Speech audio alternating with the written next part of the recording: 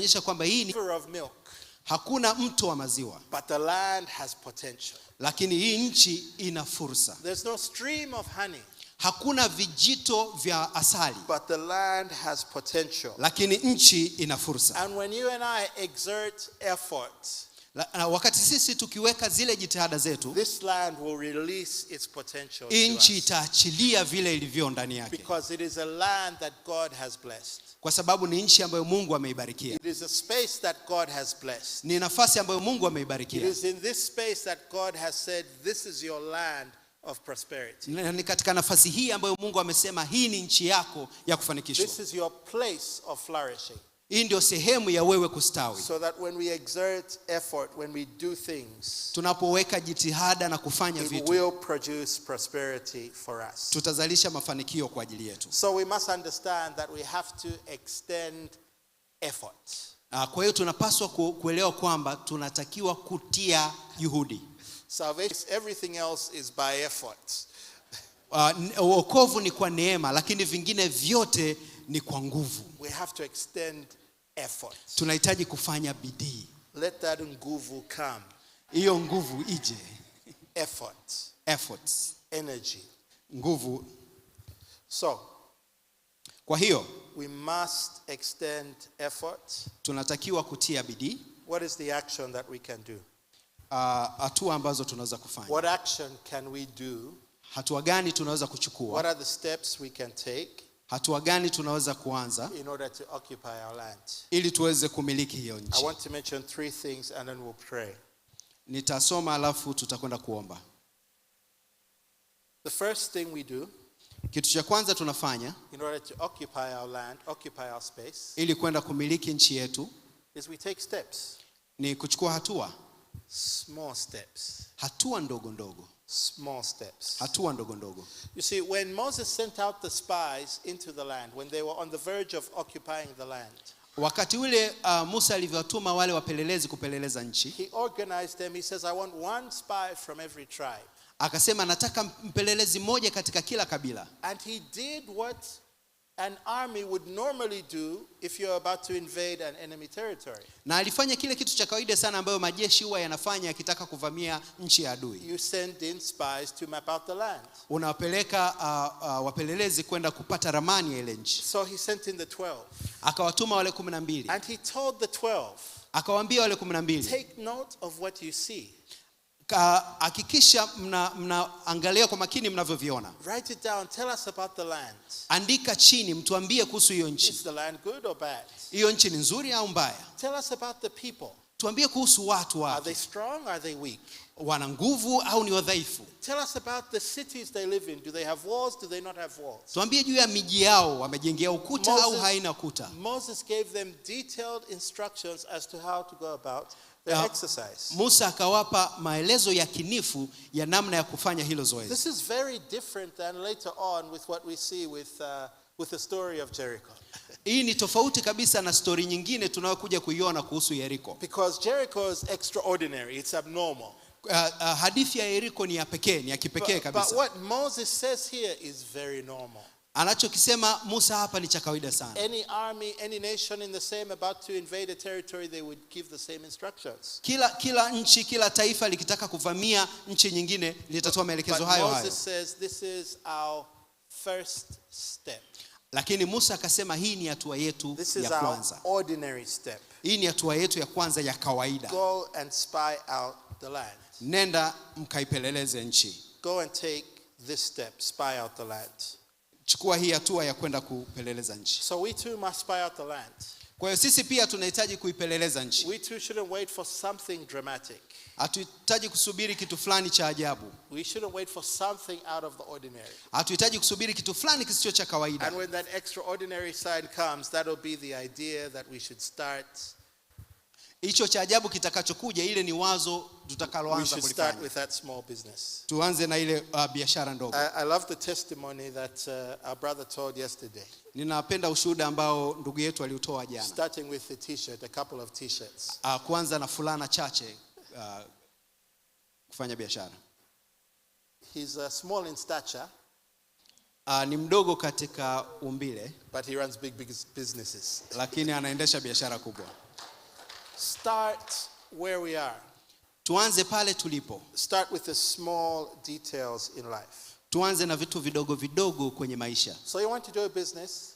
Kwa hiyo unataka kufanya biashara? Make an inquiry. Fanya utafiti. You want to get married? Unataka kuolewa? Make an inquiry. Fanya utafiti wako. Find out. Tafuta. Do a little survey. Weka akiba kidogo. Start where you are. Anza pale ulipo. Some of us we want something dramatic.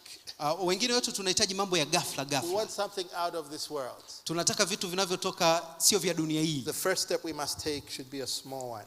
Hatua ya kwanza tunayoanza nayo inapaswa kuwa So ni when you hatua think ndogo. about your flourishing, Unapofikiria juu ya kustawi when you think kwako, about what God has called you to do, unapofikiria kile kitu ambacho Mungu amekuita kufanya, start small.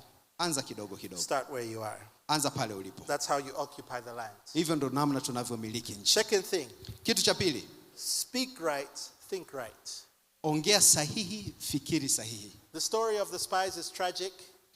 Hii hadithi ya wapelelezi It's a bad story. ni hadithi mbaya. Because these people caused the whole nation to miss out on the promise.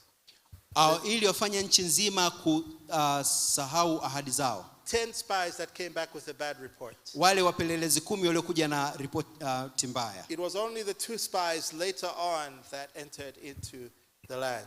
Ilikuwa ni wapelelezi tu wawili ambao baadaye waliweza kuingia kwenye ile nchi. And so the 10 spies, they came back saying all sorts of things. Kwa hiyo hawa 10 walikuja wakiongea mambo mengi. They said, yes, it would be good to have a business. Wanasema kweli ni nzuri kuwa na biashara. But I went to the prayer meeting last night. Lakini nilienda kwenye maombi jana. And I heard the story of Brother Innocent. It's better to put your money under the mattress. Hii ni story ya Innocent, inasema ni vizuri kuweka hela zako chini ya godoro. Because if I take my capital to town, someone might rob me. Kwa sababu nikichukua hela zangu nikaenda nazo mjini, huenda mtu akanipora. So these were the spies. They said the land is wonderful, it's good, it's beautiful. Kwa hiki ndicho walichosema, nchi ni nzuri, kweli ni nzuri kabisa. But the people are too tall, they are too strong, we can't do anything. Lakini hao watu ni wakubwa, ni wanene, hatuwezi kufanya And chochote. so they speak like this. Kwa hiyo wakaongea namna hiyo. And their speaking infects the whole nation. Na namna walivyoongea ikaambukiza taifa zima. It infects the whole nation so that they called for an emergency meeting. Ikaathiri taifa zima, ikabidi mkutano wa dharura uitishwe. And they said that man Moses that parted the sea for us, wakasema yule Musa aliyetufungulia bahari, that led us out of Egypt, we do not want him anymore. yule aliyetutoa kule Misri hatumtaki tena. We want a leader who will take us back to Egypt. Tunahitaji kiongozi mwingine atakayeturudisha tena kule Misri. Hey, that's witchcraft. Huo ni uchawi. Can you imagine what they went through? Unapata picha Now walichokipitia? they're saying, give us someone who will take us back. Anasema tupeni sasa mtu wa kuturudisha kule tulikotoka. Do you remember the chariots that were thrown into the sea? Unakumbuka juu ya yale magari ya farasi Do you remember the yaliyoangamia kwenye firstborn of the bahari? Egyptians that were killed? Unakumbuka wale wa Misri waliouawa? Now these people say, let's go back to that. Hao watu wanasema turudishe tena kule. Until God says, no, this is too much. Mpaka Mungu alivyosema sasa hapa mmezidi. It's a bad day when God says this is too much. Ni kitu kibaya Mungu akisema kwamba A patient God mmezidi. says, no. Mungu mwenye uvumilivu But this is akisema the hapana. power of speech. Lakini hii ndio nguvu ya maneno. This is the power of speech. Hii ni nguvu ya maneno. So some of us do not speak well about ourselves. Sasa wengine wetu hatuongei vizuri kwa ajili ya We nafsi don't zetu. speak well about our business. Hatuongei vizuri juu ya biashara We zetu. don't speak well about our future. Hatuongei vizuri juu ya wakati wetu ujao. We don't speak well about our family. Hatuongei vizuri juu ya familia We zetu. don't speak well about our country. Hatuongei vizuri juu ya nchi We yetu. don't speak well about our church. Hatuongei vizuri juu ya kanisa We letu. don't speak well about anything. Hatuongei vizuri kwa kitu chochote And kile. it infects us. Na inawaambukiza Those that wote. spoke well, Wale wanaongea vizuri they possess the land. wanamiliki nchi. Joshua and Caleb, they says, no, let's go now. Yoshua na Caleb walisema twende sasa hivi. Now let's go and possess the land. Sasa hivi twende kabisa tukaimiliki For nchi. we are surely able to do it. Kwa sababu tuna hakika kabisa tunaweza. They are thinking right. Walikuwa wanafikiria sahihi. They understand. Walielewa.